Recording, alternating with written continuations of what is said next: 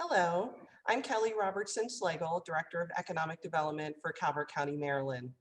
With everything that's been going on in 2020, MEDA decided to extend the celebration of Economic Development Week into a 10-week-long tribute to economic development. Throughout this 10-week period, we're highlighting various industries and economic development partners. Today, in this video, we welcome Chris Kaselemis, Director of the St. Mary's County Department of Economic Development, and Bonnie Green, Executive Director of the Patuxent Partnership. Let's kick off this interview with our first question. When I think of the aerospace industry in Maryland, my mind goes in many different directions. I think of military installations, satellites, and unmanned aircrafts, etc. What should people really think of this realm? Chris, we'll start with you. Sure. Well, I think that's all part of the package, Kelly. I mean, in St. Mary's County, we have the Naval Air Station, Patuxent River, with its annex, Webster Outlying Field. And that's a huge facility with numerous tenants. And, we also have the commercial side, our private sector is really feeding off of what happens at the base. And that base is really around research, development, testing, and evaluation.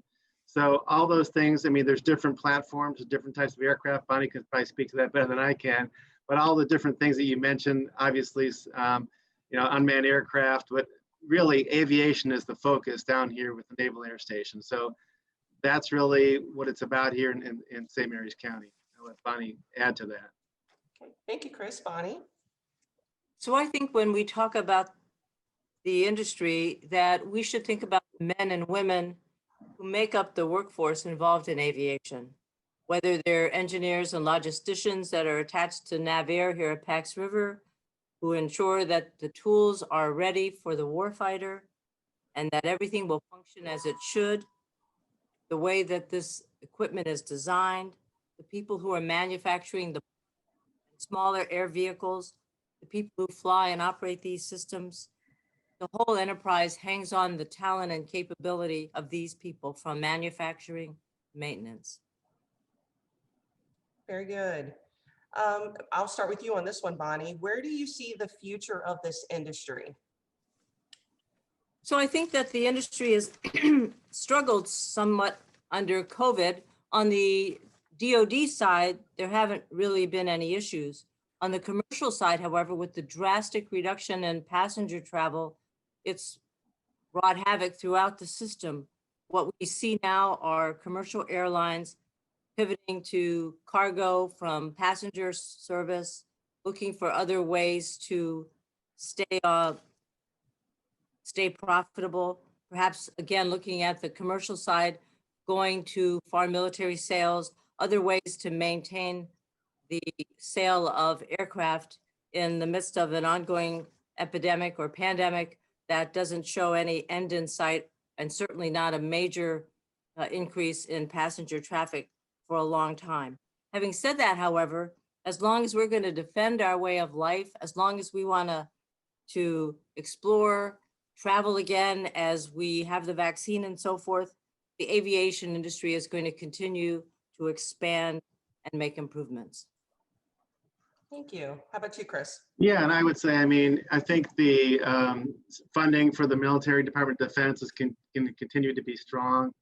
Defense is so important every day. Something else, there's another threat out there. And the work that happens, especially down here in Southern Maryland with our Pax River, is really cutting edge stuff, innovation stuff, really making sure that we're able to meet the threats that are out there. So, the things that happen on our base are unique. It's in terms of military, I think that's continues to be a bright future. We're doing cybersecurity, we're doing all these things that really will ensure that the Navy is at the forefront of our military readiness. So in terms of military, I think we're in good shape. I think, there are many military bases in Maryland. I think the future for the military is continue to be strong just because it's a need, not that we want to necessarily have to do it, but we have to do it. And I think we're really, I think the government's allocating funding to make sure that we're innovating, that we're coming up with new things to make sure that we're, again, at the forefront. And especially down here in Pax River, that's really what we're all about. I agree. If I could just make one other comment there, and that is that there are going to be some difficult decisions in aviation, DoD wide, they're looking at the next generation aircraft. They're looking at how do you fight the war in the first place and how are things going to change? Is there going to be a paradigm shift?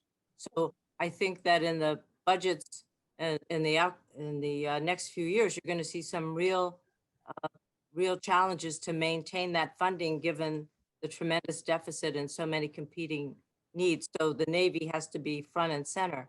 But we also want to look at the broader aviation industry in Maryland, and there's a lot of commercial work here and a lot of expansion within the BWI region. And I'll just add again, for the military, unmanned aircraft is really the future. And that's where we're doing a lot of testing and evaluation down here. But if, there's so many things, I mean, we're just kind of, at the tip of the iceberg here. There's so many things that those unmanned aircraft can do. And DoD is putting money into that. It's really going to be the future. Excellent. Both very good points. If communities aren't currently capitalizing on this industry sector in their individual jurisdictions, what should they know or be thinking about? Well, I mean, yeah, I can start off. Yeah, I think, I think of what's happening down here at Pax River, and certainly our economies revolves around what happens at Pax River, and the private sector really supports the work there at the base. So I think that when you are trying to capitalize on an industry, I mean, even here, I mean, not all the work has to be done right here in St. Mary's County. Obviously, there's work that's done in Calvert County, other counties, but especially with more remote access, and we're learning so much now about how people can function with teleworking and other ways to do stuff. You wouldn't have, if you want to do work for even Pax River, you don't have to be located here. There are certain advantages to that, but it's not a requirement anymore. So I think I think communities need to look at what their strengths are, what their assets are, and those are the industries they should target. For here, obviously, we're targeting the aviation industry and military. That's important for us. So I think that aerospace may not be right for everybody, but I think there are opportunities throughout the state for communities to get involved in aerospace, even if you don't have a location right next to you. Mm-hmm. Very good. How about you, Bonnie? So I would say that I think that there are broader opportunities. Certainly, we University of Maryland UAS Test Center, and it's a great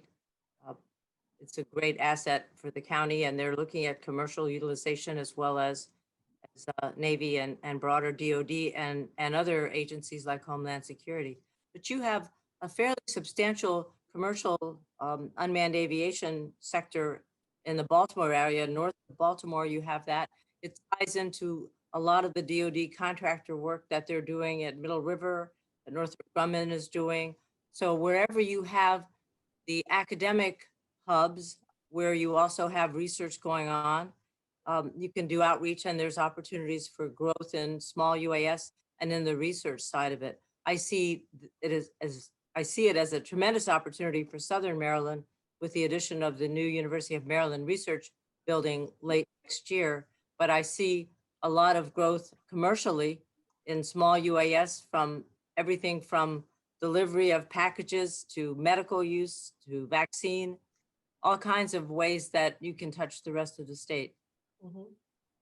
Very good. I'll wrap up with this question, which in my opinion is the question of the year. How has the industry been impacted by COVID? And Chris, if you want to take this one first. I mean, I think what's changing throughout the world is also changing in this industry. I mean, we're talking about teleworking, we're talking about virtual meetings. I think that's happening with the contractors, with some of the people on the base.